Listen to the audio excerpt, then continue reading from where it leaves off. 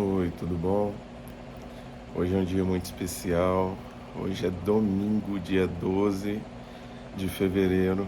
Possivelmente esse vídeo vai ser postado no domingo do dia 24, porque eu vou postar, eu gravei ao longo de uma semana e vou postar na próxima semana.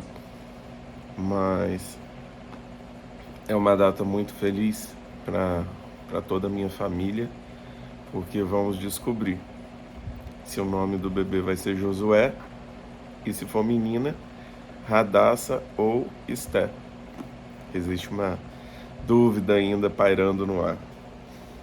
Eu não podia deixar de ter esse momento logo no início do meu dia, compartilhar aqui com vocês esse estudo, o estudo 1189 que nós iniciamos.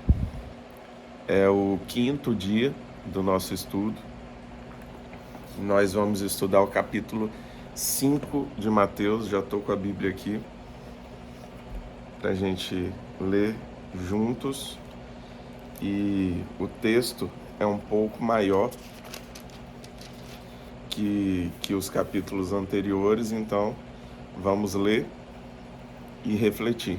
Antes disso, vou agradecer a Deus por esse momento. Pai, nós te agradecemos porque em todo tempo há tempo para te buscar e te servir.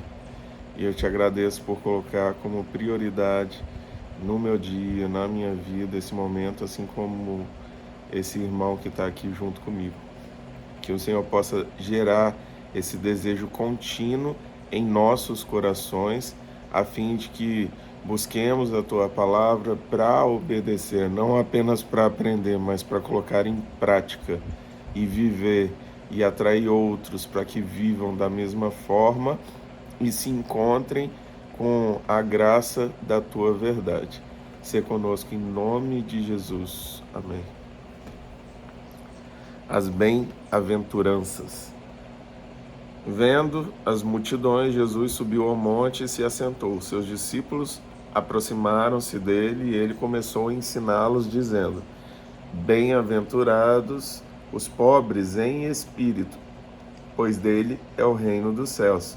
Bem-aventurados os que choram, pois serão consolados. Bem-aventurados os humildes, pois eles receberão a terra por herança. Bem-aventurados os que têm fome e sede de justiça, pois serão satisfeitos. Bem-aventurados os misericordiosos, pois obterão misericórdia. Bem-aventurados os puros de coração, pois verão a Deus. Bem-aventurados os pacificadores, pois serão chamados filhos de Deus. Bem-aventurados os perseguidos por causa da justiça, pois deles é o reino dos céus. Bem-aventurados serão vocês, quando por minha causa os insultarem, os perseguirem e levantarem todo tipo de calúnia contra vocês. Alegre-se, regozijem-se, porque grande é a sua recompensa nos céus.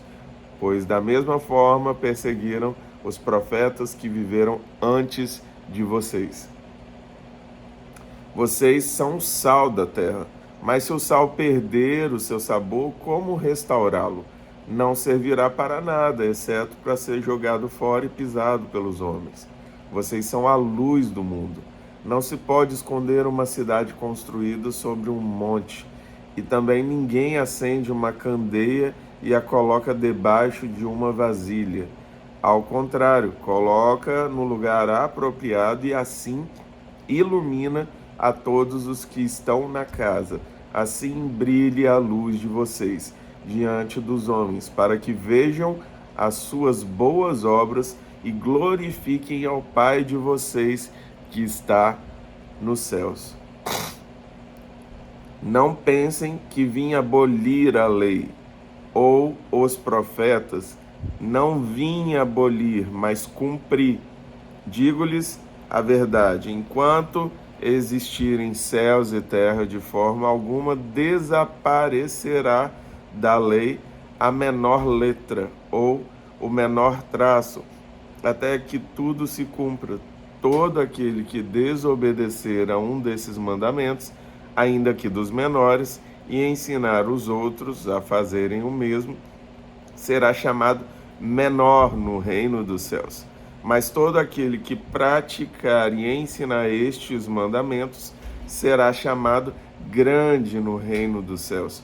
Pois eu lhes digo que se a justiça de vocês não for muito superior à dos fariseus e mestres da lei, de modo nenhum entrarão no reino dos céus. Vocês ouviram o que foi dito aos seus antepassados: não matarás. E quem matar estará sujeito a julgamento. Mas eu lhes digo que qualquer que se irar contra seu irmão estará sujeito a julgamento. Também qualquer que disser a seu irmão, Racá, será levado ao tribunal. E qualquer que disser, louco, corre o risco de ir para o fogo do inferno. Racá significa termo em aramaico de desprezo, equivalente a tolo. Eu tive que parar aqui porque Racá é uma palavra bem diferente. Portanto, se você estiver apresentando sua oferta diante do altar e ali se lembrar de que seu irmão tem algo contra você, deixe sua oferta ali diante do altar e vá primeiro reconciliar-se com seu irmão. Depois volte e apresente sua oferta. Entre em acordo depressa com seu adversário, que pretende levá-lo ao tribunal. Faça isso enquanto ainda estiver com ele a caminho, pois caso contrário ele poderá entregá-lo ao juiz, e o juiz ao guarda, e você poderá ser jogado na prisão.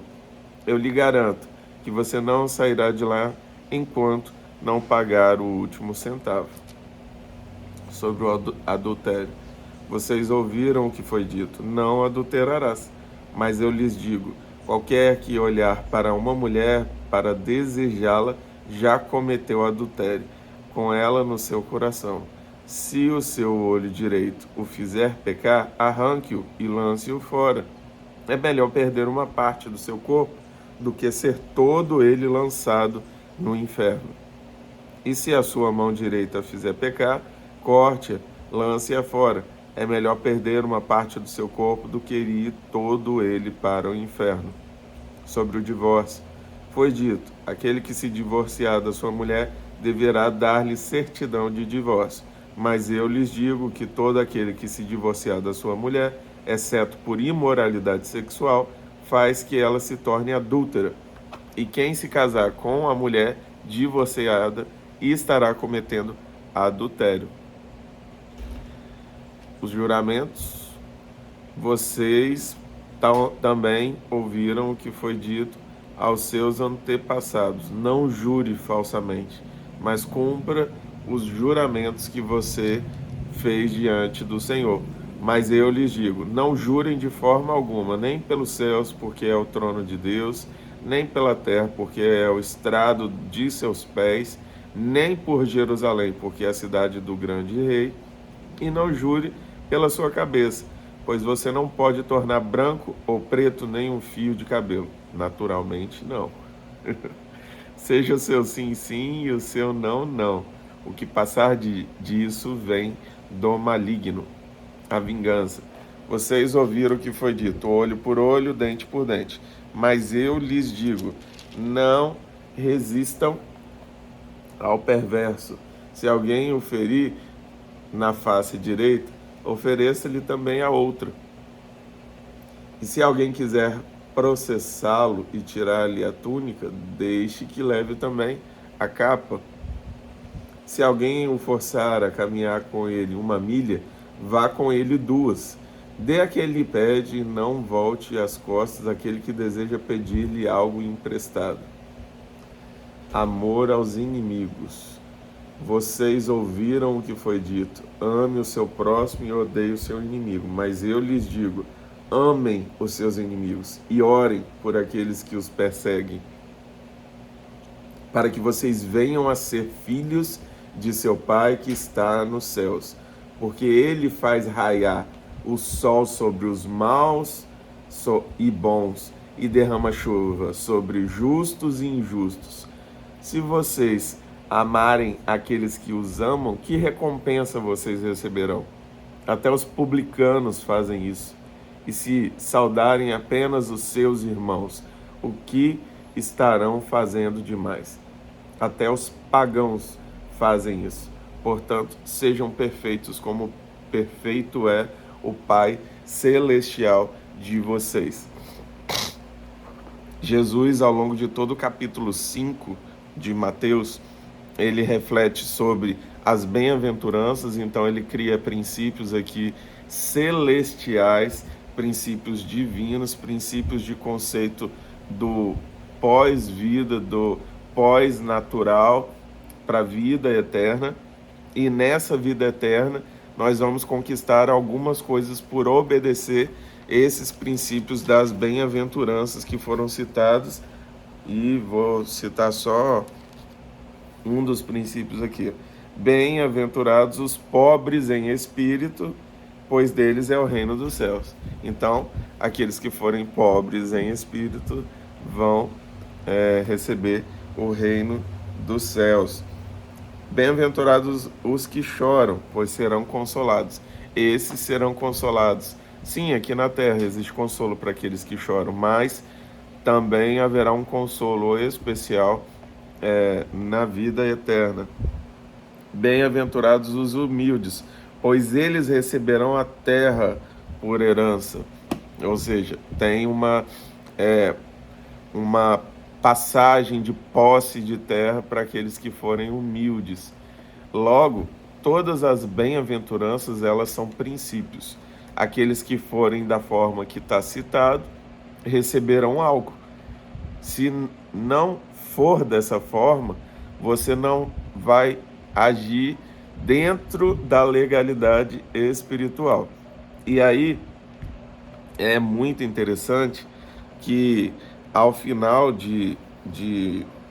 desse trecho das bem-aventuranças, que foi falado no monte, eu estive nesse monte, Jesus ele tinha essa prática de reunir as pessoas em locais fora da cidade para atender aquela grande quantidade de pessoas que ficavam atrás dele, atrás de curas, milagres, multiplicações. Muitos iam atrás das coisas boas que ele tinha para oferecer aqui na terra. Só que ele entregava além do natural, ele entregava algo espiritual, ele entregava princípios, ele entregava uma forma de viver. E ele deixa claro, eu não vim abolir a lei, eu não vim acabar com a lei do Antigo Testamento, pelo contrário, eu vim para cumprir. E eu vou te dizer mais, além de cumprir, eu vou piorar um pouco as regras que foram impostas, porque se é fácil para você se vingar no olho por olho e dente por dente, eu vou te dizer, perdoa. Isso é mais difícil do que a vingança. A vingança já é algo inerente do ser humano. O que ele coloca não é para você deixar de fazer a lei, é para que você execute ela com princípios espirituais. Porque não tem serventia nenhuma amar a quem nós amamos. Não faz um sentido espiritual, não tem a ver com características de quem foi mudado pela presença de Deus. Amar a quem nós amamos é algo comum de qualquer pessoa ali, fala. Qualquer pessoa, até pagão, ou seja, pessoas que nem conhecem o nosso Deus, amam quem os ama. Mas amar o inimigo, isso é diferente.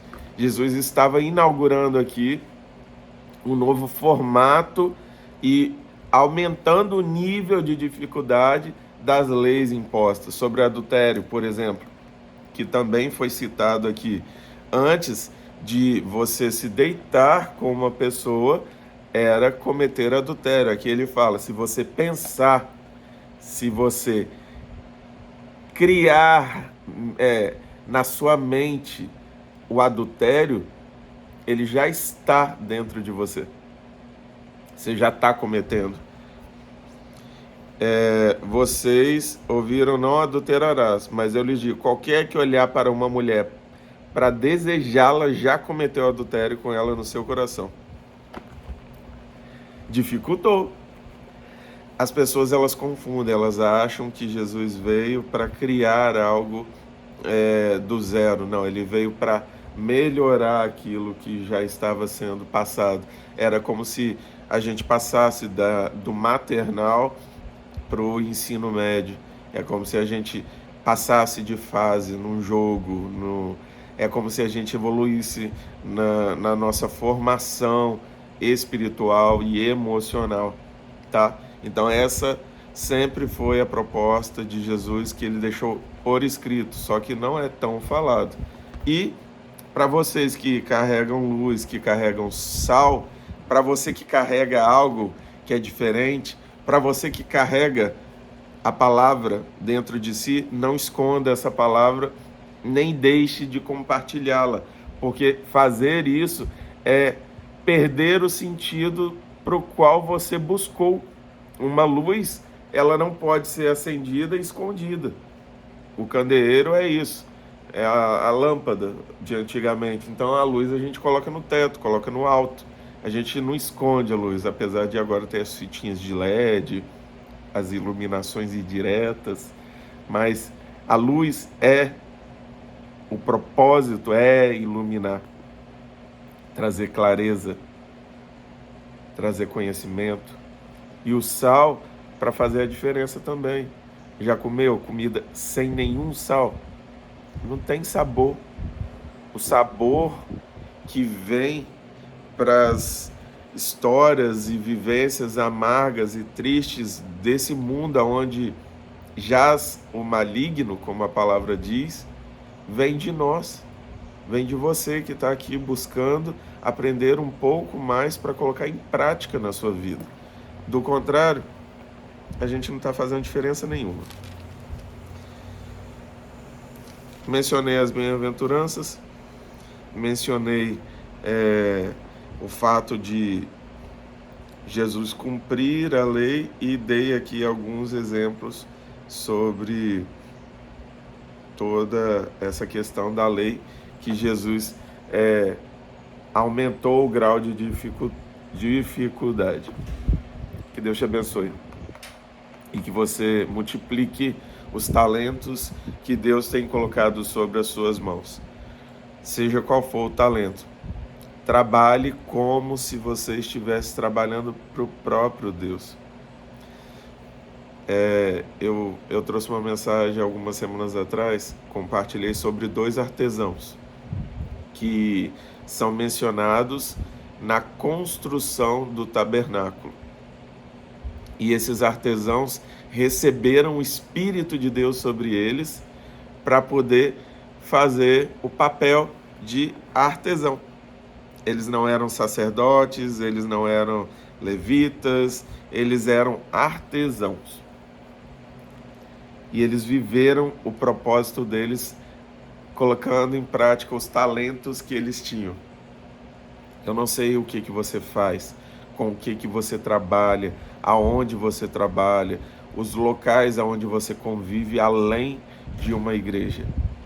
Estar na igreja com pessoas que já entenderam aquilo que deve ser feito, como ser feito, quando ser feito, é muito legal.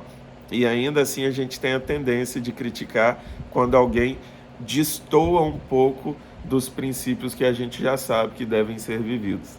A gente tem uma tendência muito grande a criticar. O que eu quero trazer para você é: seja luz e sal aonde você for. Leve o ambiente de culto para o seu trabalho, para a academia, para os seus assuntos, para a sua conversa. Não é ficar falando de Bíblia toda hora, mas você pode falar de princípios, de palavras de discernimento, palavras de sabedoria. Peça ao Espírito Santo que ministre os 9 frutos do Espírito, os 9 talentos do Espírito, que você frutifique, que o Espírito Santo tenha liberdade para agir através da sua vida, da sua mente, da sua boca, e mortifique a sua carne. Ontem eu aprendi muito com o Luciano Sobirá, mais uma vez. Eu tenho me preparado para um jejum prolongado.